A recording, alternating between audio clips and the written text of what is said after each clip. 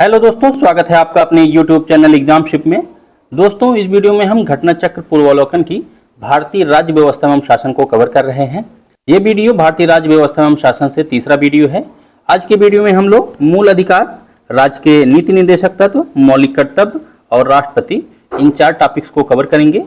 अगर आप चैनल पर नए हैं तो प्लीज चैनल को सब्सक्राइब करें, क्योंकि ऐसी वीडियो हम लगातार लाते रहते हैं। तो बिना टाइम वेस्ट किए चलिए शुरू करते हैं। मूल अधिकार, इसमें पहला है, किसी उदार लोकतंत्र में स्वतंत्रता की सर्वोत्तम सुरक्षा को नियत करता है। क्या? शक्तियों का पृथक्करण। नेक्स्ट देखते हैं, भारतीय संविधान में मूल अधिकारों को सम्मिलित करने का समर्थन नेहरू रिपोर्ट 1928 द्वारा किया गया था। मूल अधिकारों को हमारे लोगों के लिए प्रतिज्ञा तथा सभ्य भविष्य के साथ किया गया समझौता किसने कहा था? डॉक्टर सर्वपल्ली राधाकृष्णन ने। हमारे लोगों के लिए प्रतिज्ञा और सभ्य भविष्य के साथ किया गया समझौता कहा था इन्होंने। अधिकारों को मूल अधिकार कहा जाता है क्योंकि ये संविधान में उल्लेखित हैं। यह व्यक्ति विकास के लिए आवश्यक होता है। संसद इनके विरुद्ध कानून नहीं बना सकते। मौलिक अधिकार आपात की स्थिति में निलंबित किए जा सकते हैं। अनुच्छेद 358 और अनुच्छेद 359 में आपात की उद्घोषणा के प्रवर्तन की स्थिति में मूल अधिकारों के निलंबन संबंधी प्रावधानों का वर्णन है। आपातकाल में मूल अधिकारों के निलंबन संबंधी प्रावधान जो है वह अनुच्छेद 358 और 359 में किए गए हैं। मौलिक अधिकार, यह राज्य कृत्य के विरुद्ध एक गारंटी है।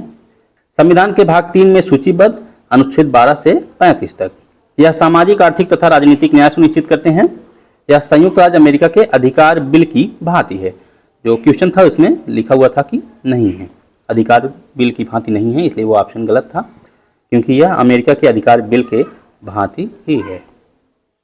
कौन सा अनुच्छेद संवैधानिक प्रावधानों को संघीय संसद अथवा राज्य विधान पालिकाओं द्वारा बनाए गए नियमों अथवा कानूनों पर प्राथमिकता प्रदान करता है? कौन सा अनुच्छेद? अनुच्छेद 13। अनुच्छेद 13 का मुख्य उद्देश्य किसके संदर्भ में संविधान की सर्वोच्चता सुनिश्चित करना है? मौलिक अधिकारों के संदर्भ में। समता का अधिकार, मौलिक अधिकारों को कुछ भागों में विभाजित किया गया है जो कि निम्नलिखित हैं।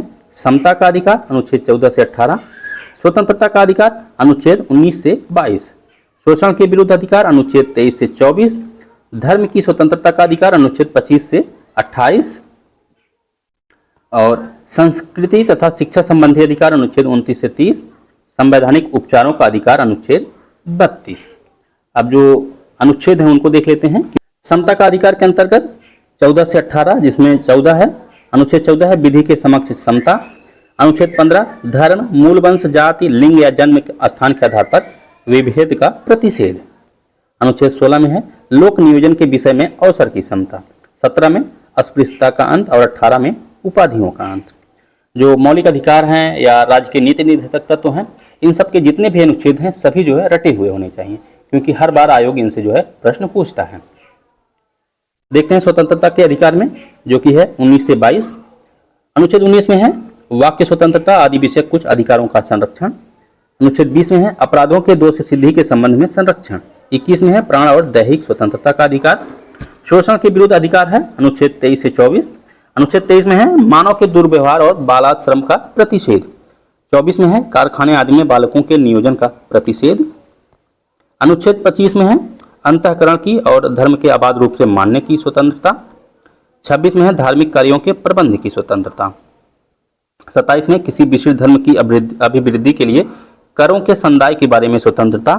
28 में है कुछ शिक्षा संस्थानों में धार्मिक शिक्षा या धार्मिक उपासना में उपस्थित होने के बारे में स्वतंत्रता।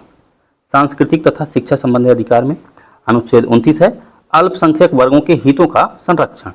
30 में है शिक्षा संस्थानों की स्थापना और प्रशासन करने का अल्पसंख्यक वर्गों का अधिकार। और संवैधानिक उपचारों का अधिकार है अनुच्छेद 32 में। विधि का नियम या कानून का अधिराज का क्या मतलब है? सभी के लिए एक कानून और सभी के लिए एक न्यायतंत्र।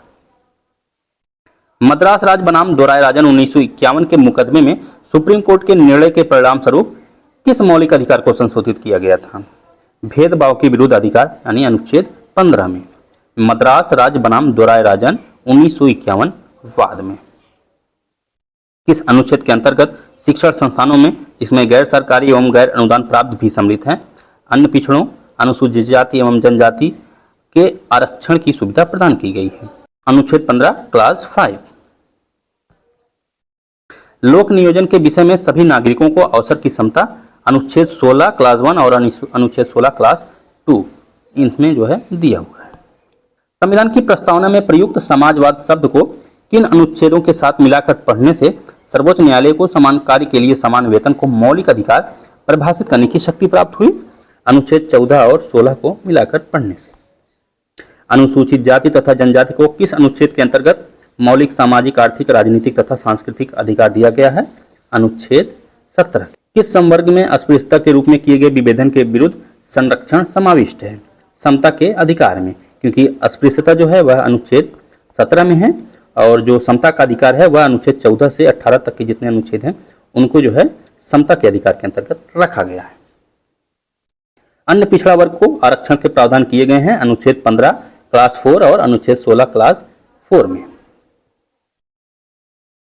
आर्थिक रूप से दुर्बल वर्गों के लिए आरक्षण के प्रावधान अनुच्छेद 15 क्लास 6 में और अनुच्छेद 16 क्लॉज 6 में। 103वें संविधान संशोधन अधिनियम 2019 द्वारा भारत में अस्पृश्यता का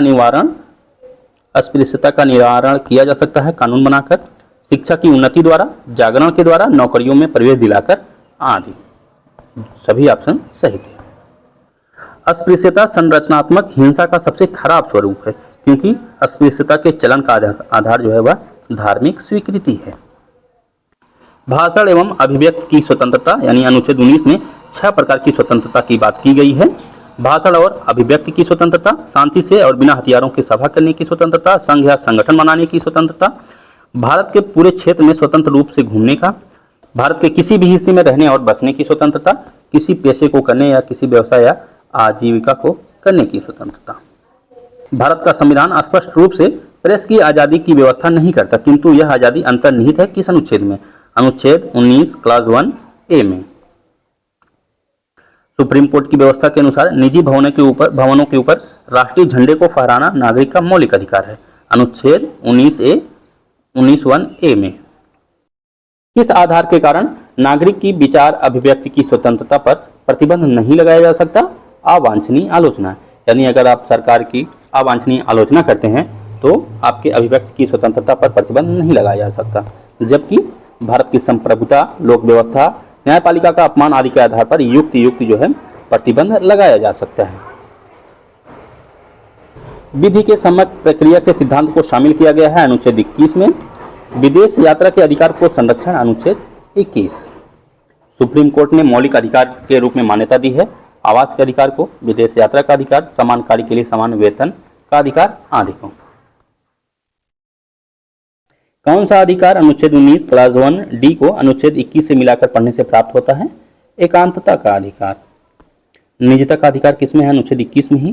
पुट्टू स्वामी बनाम भारत संघवाद में सुप्रीम कोर्ट की 9 सदस्यीय पीठ ने निजता के अधिकार को अनुच्छेद 21 में अंतर्निहित माना था। नेक्स्ट है अपनी पसंद के व्यक्ति से विवाह करने के किसी व्यक्ति के अधिकार को संरक्षण देता है। कौन सा अनुच्छेद? अनुच्छेद 21। 2018 में शक्ति वाहिनी बनाम भारत संघवाद में सुप्रीम कोर्ट ने जीवन साथी चुनने के अधिकार को मूल अधिकार मानते हुए अनुच्छेद 21 में निहित माना था। किस वाद में? शक्ति वाहिनी बनाम भारत संघवाद में। अनुच्छेद 21 के दायरे में नहीं आता है मृत्युदंड, जबकि चिकित्सक द्वारा घायल को चिकित्सकीय सहायता, कार्यस्थल पर महिलाओं का उत्पीड़न, पानी की गुणवत्ता को दूषित करना आदि अनुच्छेद 21 में शामिल है, जबकि मृत्युदंड जो है इसमें शामिल नहीं है। कौन सा अधिकार राष्ट्रीय आपात में भी समाप्त या सीमित नहीं किया जा सकता? व्यक्तिगत स्वतंत्रता तथा जीवन का अधिकार, यानी अनुच्छेद 20 और 21। अनुच्छेद 20 और 21 को आपातकाल में भी निलंबित नहीं किया जा सकता, बाकी सभी मौलिक अधिकार को निलंबित किया जा सकता है अनुच्छेद 20 और 21 को छोड़कर। सुप्रीम कोर्ट के किस मामले के निर्णय के कारण अनुच्छेद 19 के कार्यक्षेत्र का विस्तार कर शिक्षा के अधिकार को उसमें शामिल किया गया था? उन्न कृष्णन बनाम आंध्र प्रदेश वाद में। 6 से 14 वर्ष की आयु के बीच के सभी बच्चों को शिक्षा का अधिकार है, मूल अधिकार। अनुच्छेद 21 का में इसको शामिल किया गया है। 86वें संविधान संशोधन अधिनियम 2002 के द्वारा। शिक्षा का अधिकार अधिनियम कब पारित हुआ था? 2009 में। और इसको लागू कब किया गया था? 1 अप्रैल 2010 से यह जो है प्रभावी हुआ था। अनुच्छेद 24 जोखिमपूर्ण कार्यों से संबंधित कारखानों में बालकों के नियोजन को निषेध करता है। ऐसा निषेध है पूर्ण निषेध, यानी एब्सोल्यूट प्रोहिबिशन। बंदी बनाए गए व्यक्ति के मौलिक अधिकारों की रक्षा अनुच्छेद 22 में है। प्रत्यक्ष बंदीकरण अधिनियम के अंतर्गत एक व्यक्ति बिना मुकदमा चलाए बंदी बनाया जा सकता है 3 माह के लिए। कैदी को पैरोल पर छोड़ने के लिए राज्य सरकारों के अपने नियम हैं। धार्मिक स्वतंत्रता के अधिकार के प्रावधान के अंतर्गत सम्मिलित है धर्म प्रचार करने का अधिकार, सिखों को कृपाण धारण करने का अधिकार, राज्यों को समाज सुधारक विधि निर्माण का अधिकार, जबकि धार्मिक निकायों को लोगों का धर्म परिवर्तन कराने का अधिकार धार्मिक स्वतंत्रता के अंतर्गत शामिल नहीं है। नेक्स्ट देखते हैं अनुच्छेद 25 क्लास 2 सब क्लास ख में प्रयुक्त हिंदू शब्द के अंतर्गत बौद्ध, जैन और सिख शामिल हैं, जबकि पारसी इसमें शामिल नहीं है। अनुच्छेद 25 के अनुसार धार्मिक स्वतंत्रता का अधिकार किसके अधीन नहीं है? मानववाद के। नेक्स्ट है अनुच्छेद 30 अल्पसंख्यक वर्ग शब्द को परिभाषित नहीं करता है। संविधान केवल भाषाई और धार्मिक अल्पसंख्यक वर्ग को मान्यता प्रदान करता है। संविधान द्वारा मौलिक अधिकारों को लागू करने की शक्ति दी गई है सुप्रीम कोर्ट और हाई कोर्ट को। मौलिक अधिकारों का संरक्षक है न्यायपालिका। संविधान का अभिभावक किसे कहते हैं? सुप्रीम कोर्ट को। भीमराव अंबेडकर द्वारा संविधान की आत्मा किसे कहा गया है? संवैधानिक उपचारों के अधिकार को, यानी अनुच्छेद 32 को। सुप्रीम कोर्ट मौलिक अधिकारों के परिवर्तन के लिए विभिन्न रिट जारी करने का अधिकार रखता है। किस अनुच्छेद के तहत? अनुच्छेद 32 के तहत। इसके तहत 5 प्रकार के रिट जो है जारी किया जाता है। बंदी प्रत्यक्षीकरण, परमादेश, प्रतिषेध, अधिकार परीक्षा और उत्प्रेषण। तो इसका इंग्लिश में भी पूछता है इसको। तो बंदी प्रत्यक्षीकरण की इंग्लिश है हैबियस कॉर्पस, परमादेश का मैंडेमस, प्रतिषेध का प्रोहिबिशन, उत्प्रेषण सर्टियोररी, अधिकार परीक्षा क्यों वारंटो। बंदी प्रत्यक्षीकरण का अर्थ है to have the body of, परमादेश का वी कमांड, प्रोहिबिशन का टू प्रोहिबिट, सर्टियोररी का टू बी सर्टिफाइड और क्यों वारंटो का बाय व्हाट अथॉरिटी, किस अधिकार से। किस एक प्रलेख को किसी व्यक्ति की स्वतंत्रता का महानतम रक्षक माना जाता है? प्रलेख मतलब रीट। किस रीट को व्यक्ति की स्वतंत्रता का महानतम रक्षक माना जाता है? बंदी प्रत्यक्षीकरण को, यानी हैबियस कॉर्पस को। एक ऐसी याचिका जो न्यायपालिका द्वारा जारी की जाती है तथा जिसमें कार्यपालिका से यह कहा जाता है कि वह ऐसा कार्य करे जो उसे प्रदत्त शक्तियों के अंतर्गत करना चाहिए, उस रीट को क्या कहा जाता है? मैंडेमस, यानी परमादेश। जो सर्वोच्च न्यायालय किसी व्यक्ति अथवा संस्था को उसके दायित्व के निर्वहन हेतु लेख या रेट जारी करता है उसे कहते हैं परमादेश। अनुच्छेद 16 क्लास 2 किसी भी व्यक्ति के साथ उसके वंश, धर्म अथवा जाति के आधार पर सार्वजनिक नियुक्ति के मामले में भेदभाव नहीं करता है। अनुच्छेद 29 क्लास 2 किसी भी नागरिक को धर्म, वंश, जाति, भाषा से के आधार पर राज्य द्वारा संपोषित अथवा राज्य से सहायता प्राप्त करने वाली किसी भी शैक्षणिक संस्था में प्रवेश से वंचित नहीं किया जाएगा। अनुच्छेद 30 क्लास 1 सभी अल्पसंख्यकों को चाहे वे धर्म के आधार पर हो या भाषा के आधार पर अपनी पसंद के शैक्षणिक संस्थान स्थापित करने और उन्हें संचालित करने का मौलिक अधिकार होगा। अनुच्छेद 31 क्लास 1 में किसी भी व्यक्ति को कानून के प्राधिकार के सिवाय उसकी संपत्ति से वंचित नहीं किया जाएगा। सुप्रीम कोर्ट ने संविधान की मूल संरचना का सिद्धांत किसमें दिया था? यानी जो बुनियादी ढांचा का सिद्धांत है यह किसमें प्रतिपादित किया था? केशवानंद भारती बनाम केरल राज्य में 1973 में। मूल अधिकारों से संबंधित निर्णयों का सही कालानुक्रम है, मोस्ट इंपॉर्टेंट है ये। सबसे पहले है A.K. गोपालन बनाम मद्रास राज्य 1950, गोलकनाथ बनाम पंजाब राज्य 1967, केशवानंद भारती बनाम केरल राज्य 1973 और मिनर्वा मिल्स बनाम भारत संघ 1980। इनका ईयर भी याद होना चाहिए। 44वें संविधान संशोधन अधिनियम 1978 द्वारा संपत्ति के अधिकार को मौलिक अधिकारों की सूची से हटा दिया गया था। संपत्ति के अधिकार को अब भाग 12 में अनुच्छेद 300A के तहत विधिक अधिकार या कानूनी अधिकार बना दिया गया है। जो 6 मूल अधिकार हैं उसमें शामिल नहीं है विरोध का अधिकार। संविधान जो है कौन सा अधिकार प्रदान नहीं करता? समान आवास का अधिकार। मौलिक अधिकार जो भारतीय नागरिकों को प्राप्त हैं किंतु गैर नागरिकों को नहीं, यानी जो विदेशी हैं और भारत के नागरिक नहीं हैं उनको नहीं प्राप्त हैं, सिर्फ भारतीय नागरिकों को प्राप्त है। कौन कौन से अनुच्छेद हैं? अनुच्छेद 15, 16, 29, 30, 19, 29, 30, अनुच्छेद 15, 16, 19 और 29, 30। ये जो 5 अनुच्छेद हैं ये सिर्फ भारतीयों को प्राप्त हैं, भारतीय नागरिकों को, विदेशी नागरिकों को नहीं। बाकी सभी जो मौलिक अधिकार हैं वो भारतीयों के साथ साथ विदेशियों को भी प्राप्त हैं, लेकिन जो 15, 16, 19, 29, 30 ये 5 जो अधिकार हैं ये सिर्फ भारतीय नागरिकों को प्राप्त है। भारत में रहने वाला ब्रिटिश नागरिक दावा नहीं कर सकता है क्या? व्यापार और व्यवसाय की स्वतंत्रता के अधिकार का, यानी अनुच्छेद 19 का। अभी आपने देखा अनुच्छेद 19 जो है सिर्फ भारतीय नागरिकों को उपलब्ध है। अगला देखते हैं, भारत के किसी धार्मिक संप्रदाय अथवा समुदाय को राष्ट्रीय स्तर पर अल्पसंख्यक वर्ग का दर्जा प्रदान किया जाता है तो वह किन विशेष लाभों का हकदार हो जाता है? वह संप्रदाय अथवा समुदाय विशेष शैक्षणिक संस्थानों की स्थापना और संचालन कर सकता है। वह संप्रदाय अथवा समुदाय प्रधानमंत्री के 15 पॉइंट कार्यक्रम के तहत लाभ प्राप्त कर सकता है। पधुआ मजदूर उन्मूलन अधिनियम संसद में पारित किया गया था 1976 में। अधिकार बिना कर्तव्य के इस प्रकार है जैसे मनुष्य बिना परछाई के। यह किसने कहा था? अर्नेस्ट बारकर ने। अधिकार बिना कर्तव्य के इस प्रकार है जैसे मनुष्य बिना परछाई, अर्नेस्ट बारकर। अधिकार मौलिक कर्तव्यों के साथ सह संबंधित है। अधिकार राज्य के विरुद्ध नागरिकों के दावे हैं। सेवा के अधिकार की अवधारणा प्रारंभ हुई थी ग्रेट ब्रिटेन में 1991 में।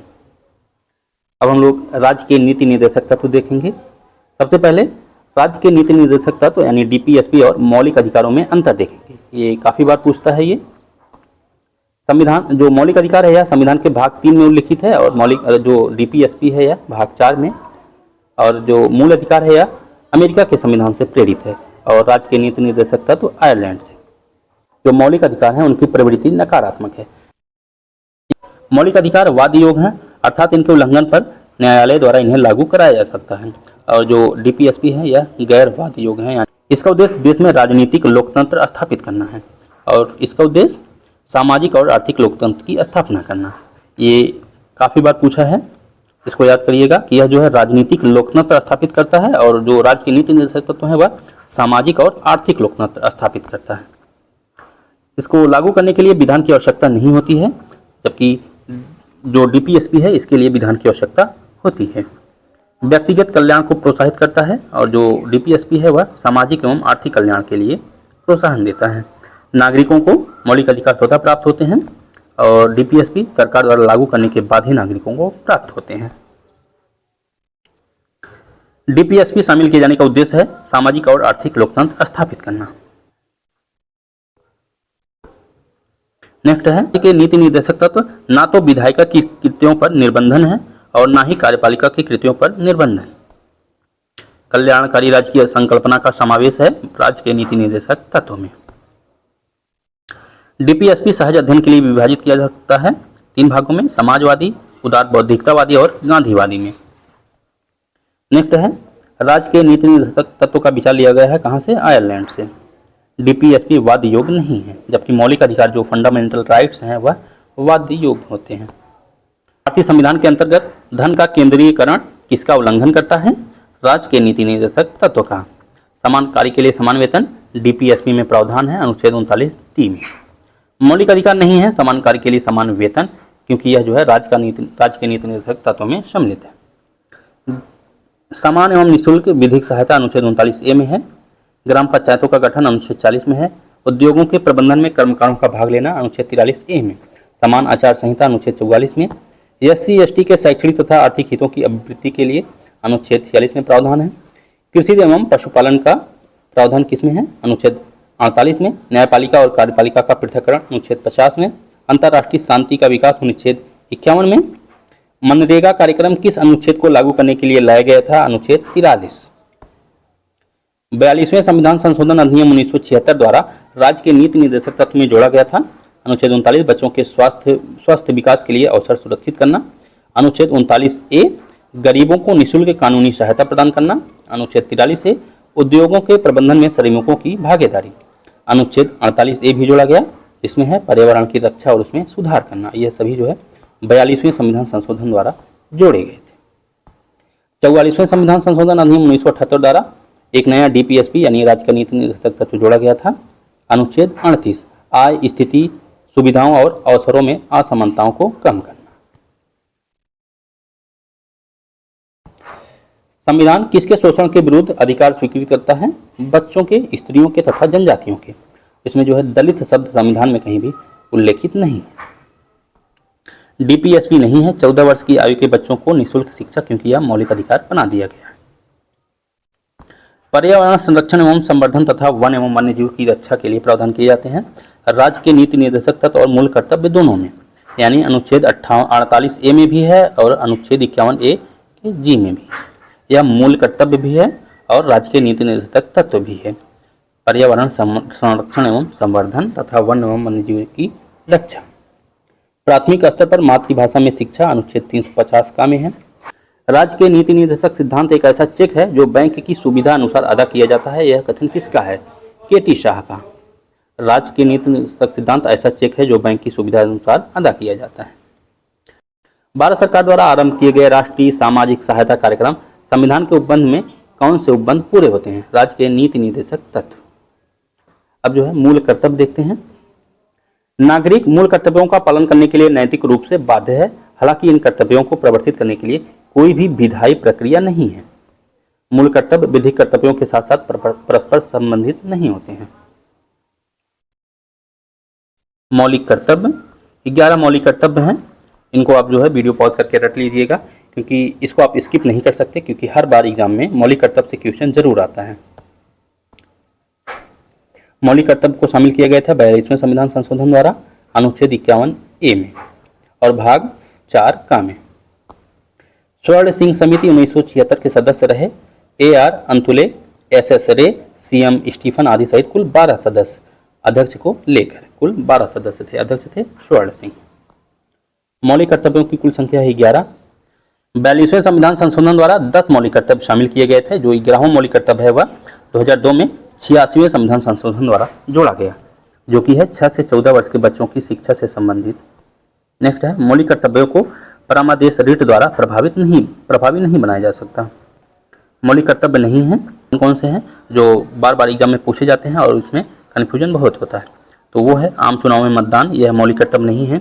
अस्पृश्यता मिटाने की ओर प्रयास करना, आयकर अदा करना, माता पिता और गुरुओं का आदर करना, राष्ट्रीय महत्व के संस्थानों अथवा स्मारकों की रक्षा करना आदि, ये जो है मौलिक कर्तव्य नहीं है।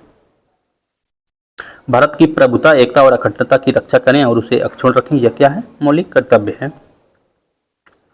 अब हम लोग देखेंगे राष्ट्रपति। भारत का राष्ट्रपति निर्वाचित होता है और ब्रिटेन का राजा वंशानुगत होता है। और भारत का राष्ट्रपति नाम मात्र का प्रमुख होता है। अमेरिका का जो राष्ट्रपति होता है वह वास्तविक प्रमुख होता है। नेक्स्ट है संघीय कार्यपालिका का मुखिया कौन होता है? राष्ट्रपति। अनुच्छेद 53।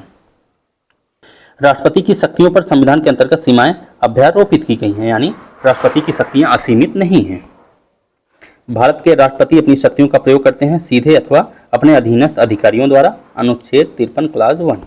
भारतीय संविधान में समस्त कार्यपालिका शक्तियां निहित है राष्ट्रपति में।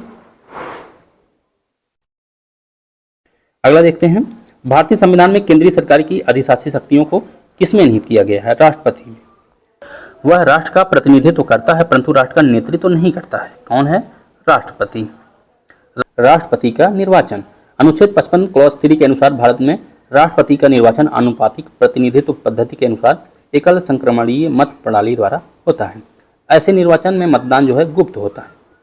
अनुच्छेद 54 के अनुसार राष्ट्रपति के चुनाव में निर्वाचक मंडल में संसद के दोनों सदनों के निर्वाचित सदस्य, यानी लोकसभा और राज्यसभा के निर्वाचित सदस्य शामिल होते हैं, मनोनीत नहीं। और राज्य विधानसभाओं के निर्वाचित सदस्य, विधान परिषद के नहीं, सिर्फ राज्य विधानसभाओं के, तथा दिल्ली और पुडुचेरी विधानसभाओं के निर्वाचित सदस्य शामिल होते हैं। जो दिल्ली और पुडुचेरी है इसको 70वें संविधान संशोधन अधिनियम 1992 द्वारा अंततः स्थापित किया गया था।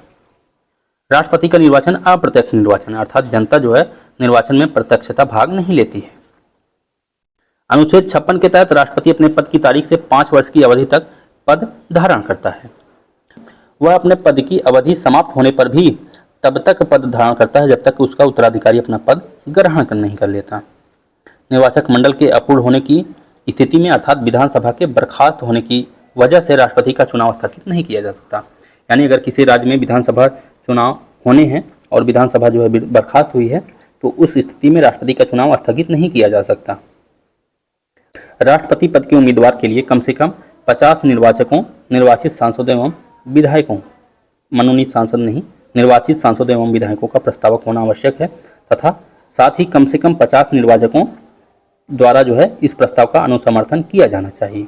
1997 से पूर्व प्रस्तावक और अनुमोदकों की संख्या 10 थी।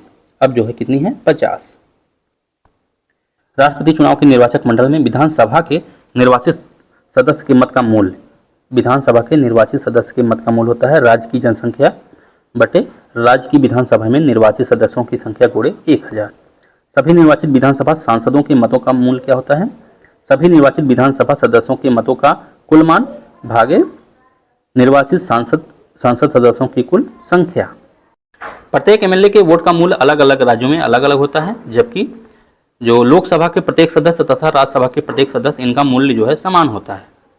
राष्ट्रपति के निर्वाचन में मुख्यमंत्री मतदान करने के लिए पात्र नहीं होगा यदि वह राज्य विधानमंडल के उच्च सदन यानी विधान परिषद का सदस्य हो, क्योंकि विधान परिषद राष्ट्रपति के निर्वाचन में भाग नहीं लेता। राष्ट्रपति के निर्वाचन में जनसंख्या से आशय 1971 की जनगणना द्वारा अभिनिश्चित जनसंख्या से 84वें संशोधन अधिनियम 2001 द्वारा इसे अब 2026 के पश्चात की पहली जनगणना के सुसंगत आंकड़े प्रकाशित होने तक के लिए निर्धारित किया गया है। राष्ट्रपति पद के लिए निर्वाचित होने की योग्यताएं अनुच्छेद 58 क्लास 1, वह भारत का नागरिक हो, जन्म से नागरिक होना आवश्यक नहीं है, 35 वर्ष की आयु पूरी कर चुका हो, लोकसभा का सदस्य निर्वाचित होने की योग्यता रखता हो। एक संसद अथवा विधानसभा का सदस्य राष्ट्रपति निर्वाचित हो सकता है, परंतु निर्वाचित होने के तुरंत उपरांत अपनी सदस्यता छोड़नी होगी। राष्ट्रपति पद के लिए पुनः निर्वाचन की योग्यता निर्धारित करता है अनुच्छेद 57। राष्ट्रपति के चुनाव में कोई विवाद होता है तो उस विवाद को अनुच्छेद 71(1) के अनुसार सुप्रीम कोर्ट को सौंपा जाएगा और सुप्रीम कोर्ट द्वारा किया गया विनिश्चय जो है अंतिम होगा। राष्ट्रपति 5 वर्ष तक अपने पद पर रहता है अपने पद ग्रहण के दिन से। अनुच्छेद 56 क्लास 1 के अनुसार भारत का राष्ट्रपति अपना त्यागपत्र उपराष्ट्रपति को संबोधित करके देता है और उपराष्ट्रपति जो है इसकी सूचना लोकसभा अध्यक्ष को तुरंत देता है। नेक्स्ट है राष्ट्रपति को उसके पद से हटाया जा सकता है संसद द्वारा महाभियोग से, और जो कि है अनुच्छेद 61 में।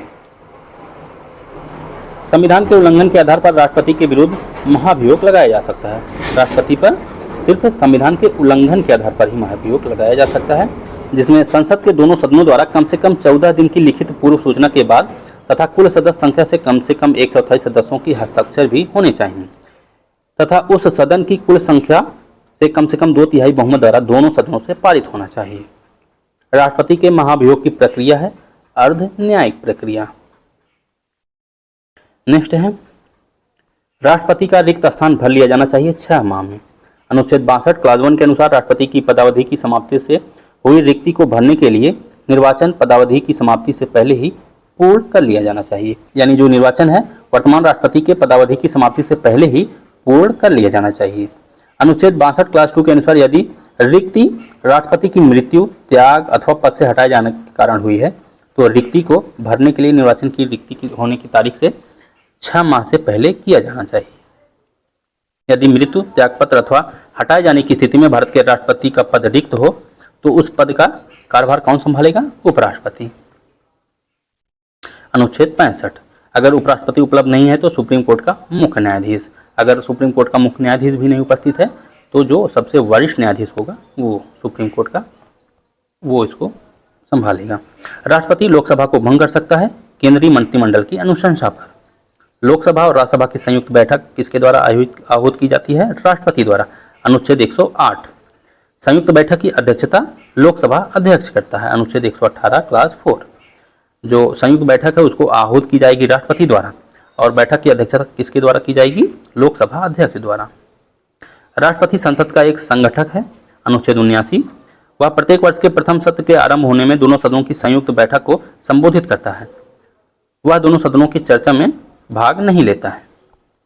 राष्ट्रपति संसद का भाग है तथा संसद के दोनों सदनों द्वारा पारित विधेयक बिना राष्ट्रपति के स्वीकृति के कानून नहीं बन सकता। भारत के राष्ट्रपति ने जिस एकमात्र मामले में अपनी वीटो शक्ति का प्रयोग किया था वह था भारतीय डाकघर संशोधन विधेयक राष्ट्रपति ज्ञानी जैल सिंह द्वारा। भारतीय डाकघर संशोधन विधेयक जो कि 1986 में। पेप्सू विनियोग विधेयक मामले में 1954 में ही राष्ट्रपति डॉक्टर राजेंद्र प्रसाद ने अत्यांतिक यानी एब्सोल्यूट वीटो का प्रयोग किया था। अत्यांतिक वीटो क्योंकि मंत्रिपरिषद की इच्छा अधीन होती है, जबकि पॉकेट वीटो जो होती है वह स्वेच्छा से किया जाता है। इसलिए भारतीय डाकघर संशोधन विधेयक 1986 को ही आयोग जो है उत्तर माना था। राष्ट्रपति की वीटो शक्ति है अनुच्छेद 111 में। इसमें है अत्यांतिक वीटो, निलंबनकारी वीटो और पॉकेट वीटो। राष्ट्रपति की स्वविवेकी शक्तियां हैं विधेयक को आपत्तियों सहित वापस भेजना, विधेयक को रोक कर रखना, संसद को संदेश भेजना, किसी विषय से संबंधित जानकारी के लिए प्रधानमंत्री से कहना, किसी परामर्श पर मंत्रिपरिषद से पुनर्विचार हेतु कहना। मंत्रिपरिषद के सदस्यों की नियुक्ति स्वविवेकी शक्ति नहीं है, क्योंकि मंत्रिपरिषद के सदस्यों की नियुक्ति प्रधानमंत्री की सलाह पर राष्ट्रपति करता है। किस विषय पर राष्ट्रपति के लिए मंत्रिपरिषद की सलाह लेना आवश्यक नहीं है? विधेयकों पर स्वीकृति देना। जब कोई साधारण विधेयक संसद के दोनों सदनों द्वारा पारित करने के पश्चात राष्ट्रपति के समक्ष प्रस्तुत किया जाएगा तो राष्ट्रपति घोषित करेगा कि विधेयक की स्वीकृति देता है या स्वीकृति रोक लेता है, अथवा राष्ट्रपति उस विधेयक को सदनों के पुनर्विचार हेतु लौटा सकेगा। यदि विधेयक सदनों द्वारा संशोधन सहित या बिना संशोधन के पारित कर दिया जाता है और राष्ट्रपति के समक्ष अनुमति हेतु प्रस्तुत किया जाता है, तब जो है राष्ट्रपति उस पर अनुमति नहीं रोक पाएगा। राष्ट्रपति की शक्तियां: कार्यकारी शक्तियां, विधायी शक्तियां, वित्तीय शक्तियां, सैन्य शक्तियां, न्यायिक शक्तियां, आपातकालीन शक्तियां। अध्यादेश जारी करना यह राष्ट्रपति की कौन सी शक्तियां हैं? विधायी शक्तियां हैं। राष्ट्रपति को अध्यादेश जारी करने की शक्ति है अनुच्छेद 123 में। किनकी नियुक्ति राष्ट्रपति द्वारा की जाती है? वित्त आयोग के अध्यक्ष की, संघ राज्य क्षेत्र के मुख्यमंत्री, भारत का महान्यायवादी, कैग, राज्यपाल, मुख्य निर्वाचन आयुक्त आदि। अनुच्छेद 160 के तहत राष्ट्रपति आकस्मिक या असाधारण परिस्थितियों में राज्यपाल के कृत्यों के निर्वहन हेतु उपबंध कर सकता है। मुख्यमंत्री की नियुक्ति का अधिकार राज्य के राज्यपाल के पास है। राष्ट्रपति को सुप्रीम कोर्ट से परामर्श करने की शक्ति है अनुच्छेद 143 में। राष्ट्रपति उस परामर्श को स्वीकार करने के लिए बाध्य नहीं है। राष्ट्रपति को यह अधिकार नहीं है कि वह सर्वोच्च न्यायालय के न्यायाधीश को हटाए, क्योंकि सर्वोच्च न्यायालय के न्यायाधीश को महाभियोग के आधार पर हटाया जा सकता है। राष्ट्रपति की क्षमा आदि की शक्ति है न्यायिक शक्ति। भारत के राष्ट्रपति को संविधान के तहत प्राप्त अधिकार औपचारिक और विधिक तथा संवैधानिक और नाम मात्र हैं। राष्ट्रपति का यह कर्तव्य है कि वह संसद के पटल पर रखवाए संघ वित्त आयोग की सिफारिशों को, नियंत्रक एवं महालेखा परीक्षक के प्रतिवेदन को, राष्ट्रीय अनुसूचित जाति आयोग के प्रतिवेदन को आदि। लोक लेखा समिति का प्रतिवेदन में शामिल नहीं। नेक्स्ट है, कौन सा संवैधानिक विशेषाधिकार राष्ट्रपति का नहीं है? वित्तीय बिल को पुनर्विचार हेतु लौटाना। राष्ट्रपति जो है वह वित्तीय जो फाइनेंस बिल है उसको पुनर्विचार हेतु लौटा नहीं सकता। किसी भौगोलिक क्षेत्र को अनुसूचित क्षेत्र घोषित करने का अधिकार है राष्ट्रपति को। संसद के लिए राष्ट्रपति का अभिभाषण कौन तैयार करता है? केंद्रीय मंत्रिमंडल। प्रथम राष्ट्रपति राजेंद्र प्रसाद किस राज्य से थे? बिहार के सीवान जिले से। भारत के चौथे राष्ट्रपति थे वीवी गिरी, कार्यकाल के हिसाब से 6वें राष्ट्रपति थे। क्योंकि सर्वसम्मति से निर्वाचित भारत के राष्ट्रपति कौन थे? नीलम संजीव रेड्डी, 1977 से 1982।